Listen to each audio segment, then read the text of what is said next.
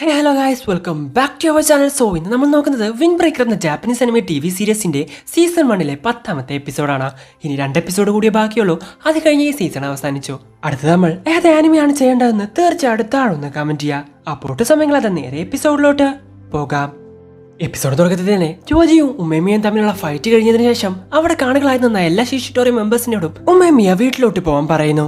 എന്നാൽ ജോജിയോടും ടോഗമിയോടും ഉമ്മേമിയ അവിടെ നിൽക്കാൻ പറയുന്നു. ഇത് കേട്ട് ഒന്നും മനസ്സിലാവാൻ നിൽക്കുന്ന അവരോട് രണ്ടുപേരോടും പാർട്ടി വേണ്ടേ പുഷ്പ എന്ന് ചോദിക്കാണ് ഉമ്മേമിയ.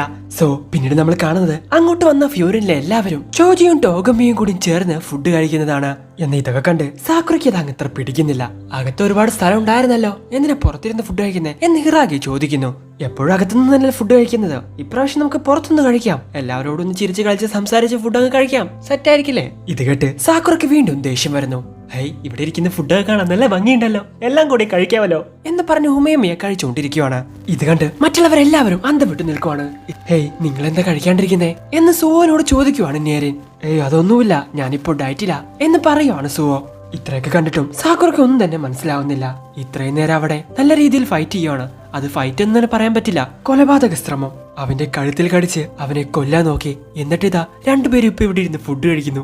എങ്ങനെയാ ഇവനെ കൊണ്ടൊരു ശത്രുവിന്റെ കൂടെ ഇരുന്ന് ഫുഡ് കഴിക്കാൻ പറ്റുന്നേ? ഒരിക്കലും എന്നെ കൊണ്ട് ഇതുപോലെ ഒന്നും പറ്റില്ല എന്ന് മനസ്സിൽ പറയുവാണ് സാക്കുറ. ഇതേ സമയമാണ് ഉമേമിയ ടോഗമിയെ ശ്രദ്ധിക്കുന്നത്. ഹേയ്, നീ എന്താ ഫുഡ് കഴിക്കാത്തെ എന്ന് ഉമേമിയ അവനോട് ചോദിക്കുന്നു. അവന്റെ കയ്യിലുണ്ടായിരുന്ന പ്ലേറ്റ് താഴെ വെച്ച്, എന്നോട് നിങ്ങൾ ക്ഷമിക്കണം, ഇങ്ങനെയൊക്കെ നടക്കാൻ ഞാനാണ് കാരണം. ഈ ഷിഷിട്ടോറിയന് ഇത്രയധികം ഇങ്ങനെയാവാൻ ഞാൻ മാത്രമാണ് കാരണം. പിന്നെ ഈ ഫൈറ്റ് നടക്കാനുള്ള ഏറ്റവും വലിയ കാരണവും ഞാൻ തന്നെയാ.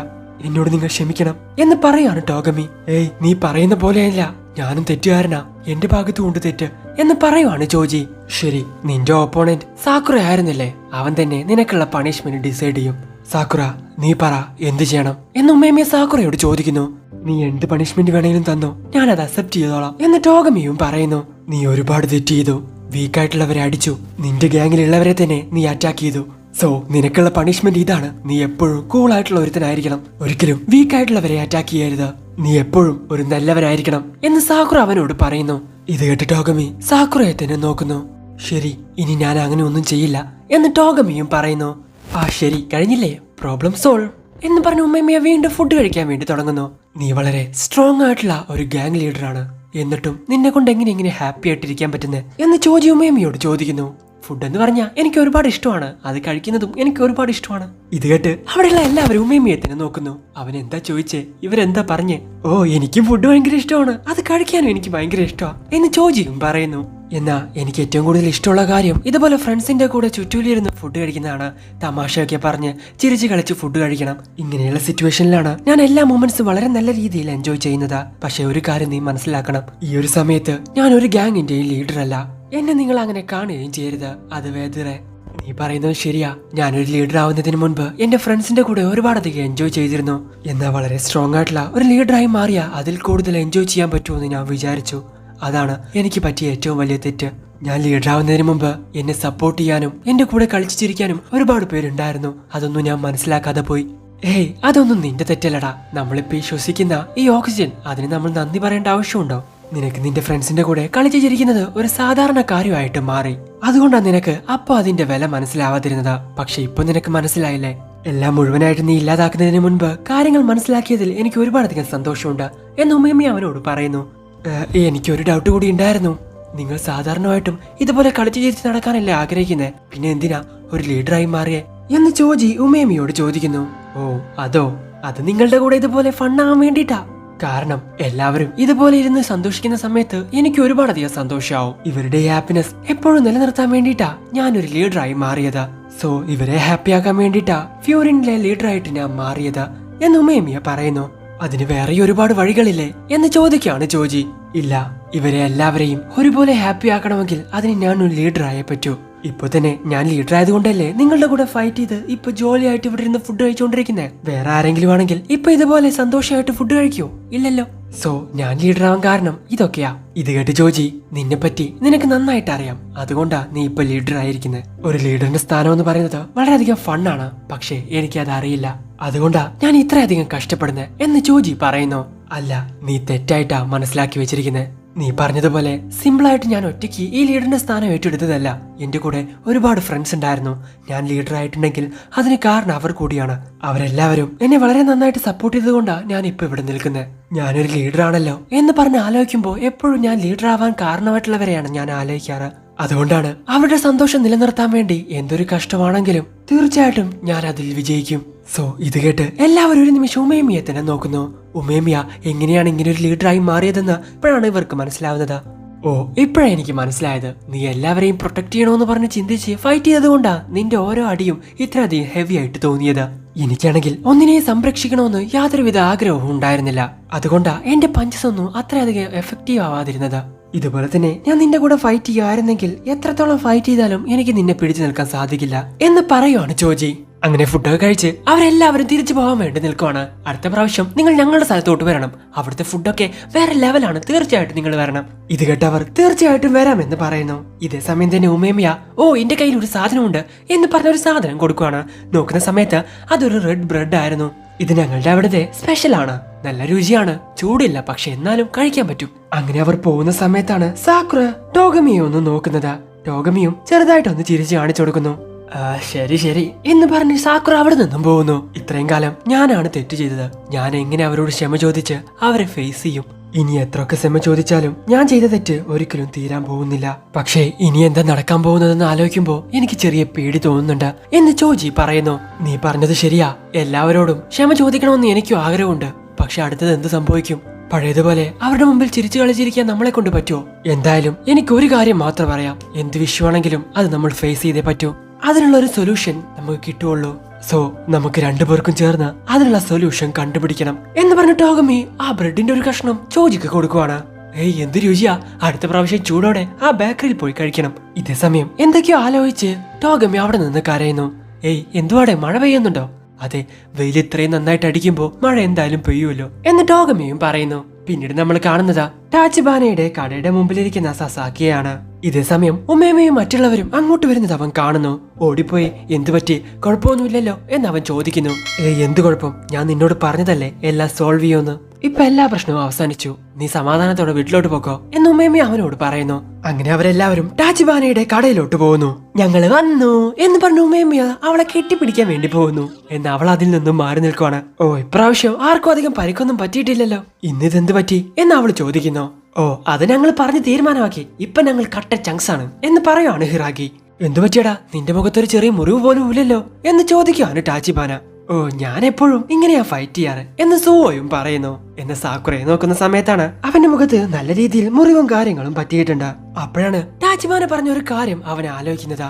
നിന്നെ കൊണ്ടൊരിക്കലും ടോപ്പ് പൊസിഷനിലോട്ട് വരാൻ സാധിക്കില്ല, കാരണം നീ ഒറ്റയ്ക്കാണ്.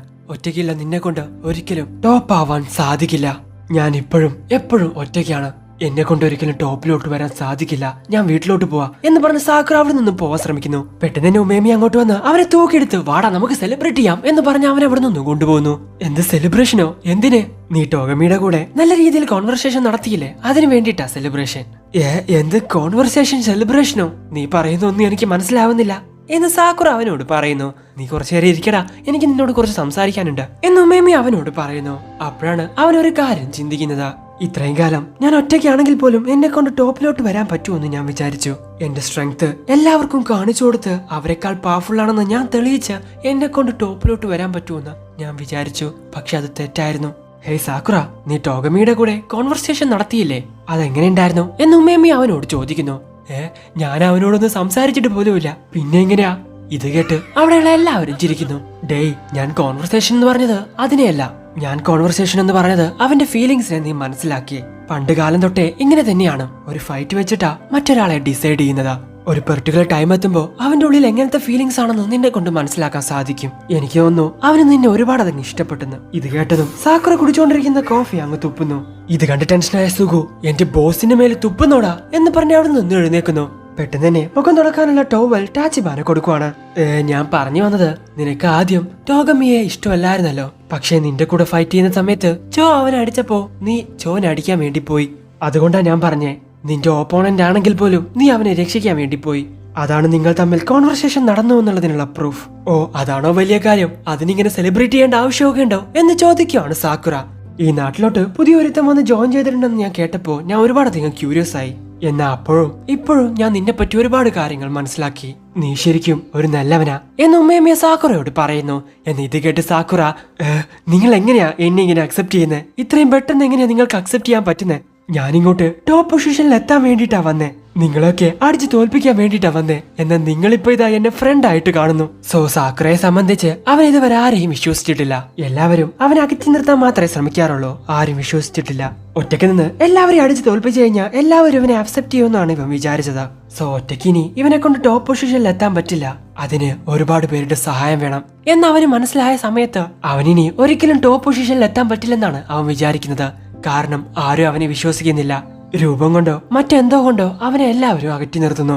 ഇതോ കേട്ട് നേരിൻ, ഹേയ് നീ അങ്ങനെയൊന്നും പറയല്ലേ, ഞാൻ നേരത്തെ അടിമേടിച്ച് താഴെ കടന്ന സമയത്ത് നീ എന്നോട് പറഞ്ഞില്ലേ ഇവരെ പോലെയുള്ളവരുടെ മുമ്പിലൊക്കെ നമ്മൾ എതിർത്ത് നിൽക്കണമെന്ന്.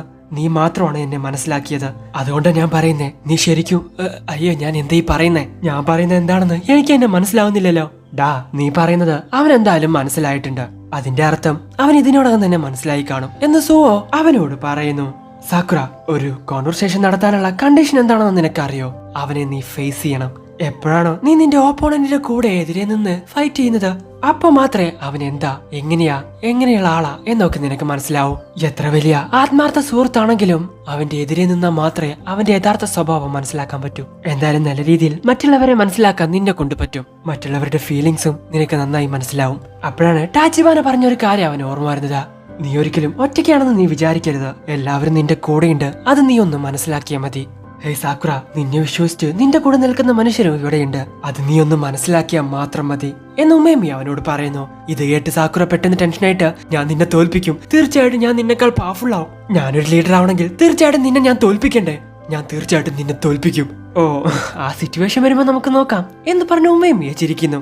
സോ തന്റെ ബോസിനോട് ചൂടാവുന്ന സാക്കുറയെ കണ്ട്, ഞാൻ നിന്നെ കൊല്ലുവടാ എന്ന് പറഞ്ഞൊരു കസാര എടുത്തുകൊണ്ട് വരുവാണ് സുഗു.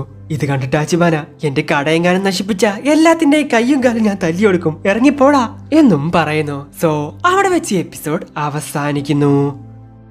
എന്തായാലും ഇനി ഒരു എപ്പിസോഡ് കൂടിയേ ബാക്കിയുള്ളൂ, അത് കഴിഞ്ഞ് ഈ സീസൺ അവസാനിച്ചു. നിങ്ങൾക്ക് ഇവിടെ ഇഷ്ടപ്പെടുന്ന ലൈക്ക് ചെയ്യുക, ഷെയർ ചെയ്യുക, സബ്സ്ക്രൈബ് ചെയ്യുക, അത്രത്തുള്ള ബെൽ ഐക്കൺ എനേബിൾ ചെയ്യുക. അടുത്ത എപ്പിസോഡ് അടുത്ത ദിവസം വരെ, അതുവരേക്കും ബൈ.